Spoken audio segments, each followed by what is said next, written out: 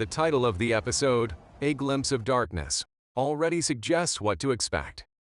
In this episode, Brother Dale lays out his plans for his marriage to Queen Sareth. Gaal has another haunting premonition. It's certainly not a good sign. The Foundation has turned its advanced technology into a religion, a move aimed at assimilating new planets, effectively establishing what can already be described as a new empire. The Vault delivers a chilling message of its own. And who is actually Hober Mallow? We will talk about it later. Alright, let's start with Gaal's storyline. Episode 1 ended with Hari telling Gaal it was time they had a reckoning, who has escaped from his prison after over a century of torture. I was conscious the entire time! And that's where their story picks up in episode 2. He tells her that they need to create a second foundation, a secret group of scientists who can preserve the knowledge of the galaxy in case the first foundation fails. Gaal reveals that she stopped this from happening in her original timeline because she didn't trust Hari. He warns her that there is another war coming, and they need to lessen the blow. Salvor interrupts their argument, as their ship is about to crash due to a storm. Hari uses his genius to fix the ship's fault, while Salvor repairs an external issue on the roof. They manage to escape into space. And talking about the visual effects of Foundation, it is undoubtedly one of the best for any TV show to date. Once they are safe, Gaal, Hari, and Salvor discuss the second foundation. Gaal realizes how wrong she had been not to trust Hari's plan, and how the second foundation could have been helpful during the second crisis. Hari also points out that they are too far from Terminus and cannot reach there in time, even if they want to avert the crisis. Instead, he wants them to focus on creating the second foundation while they still have time. In trying to figure out where to go, Gaal realizes that her and Salvor's powers might be more similar than she imagined. Salvor can see into the past because she harnesses memories. What if Gaal also harnesses memories from her future versions?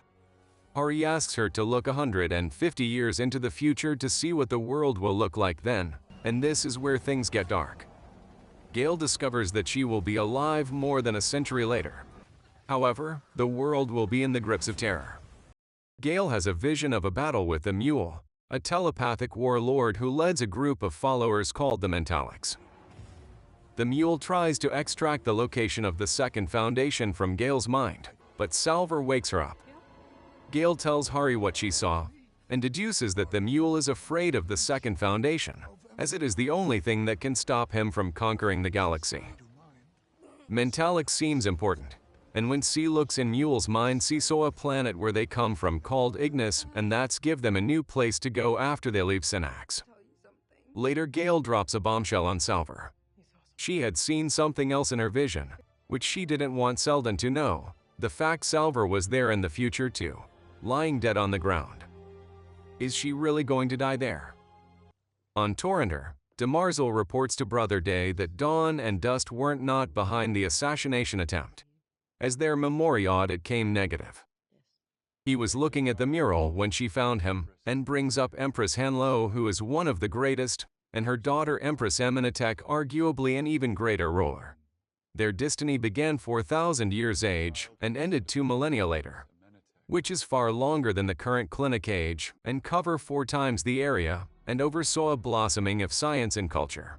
We also hear their early plans for war against Foundation, with Demarzel saying that she's called up Belrios to lead the charge. She frowns and looks up, her eyes narrowed in concentration. I wonder what she is thinking about. Is she recalling a memory, or is she formulating a plan?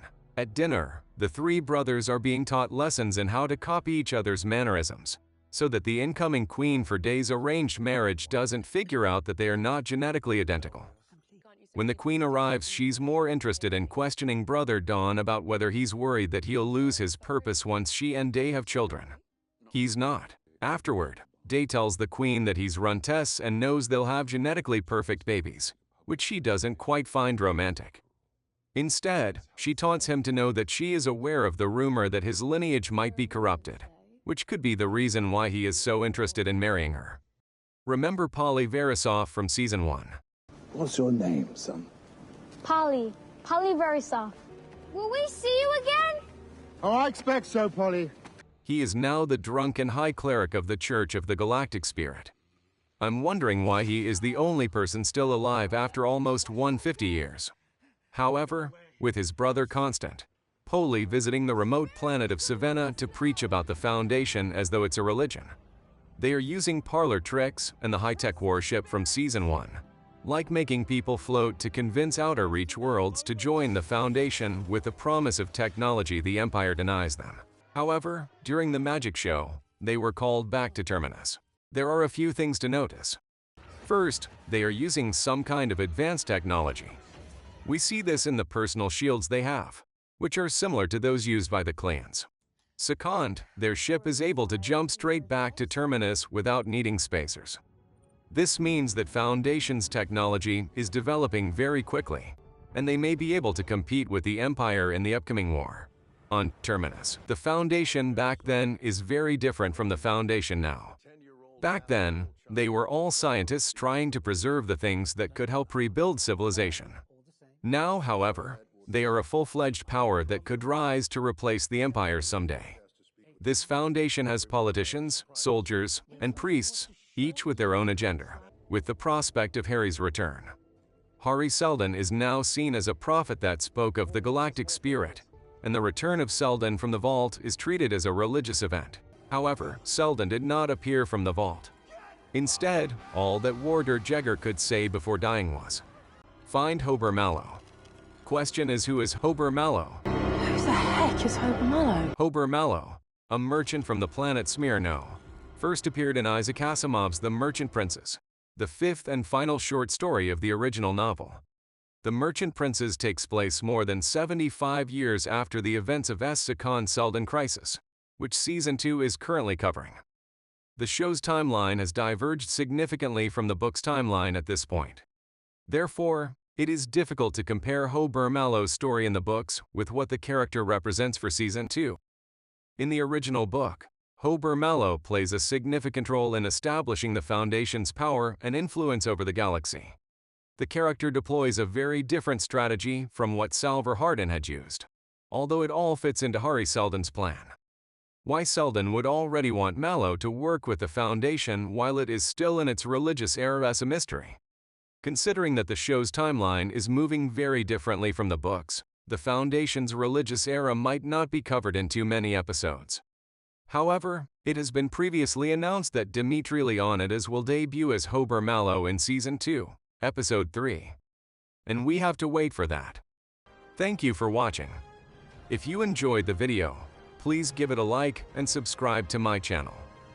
I'll see you around next time.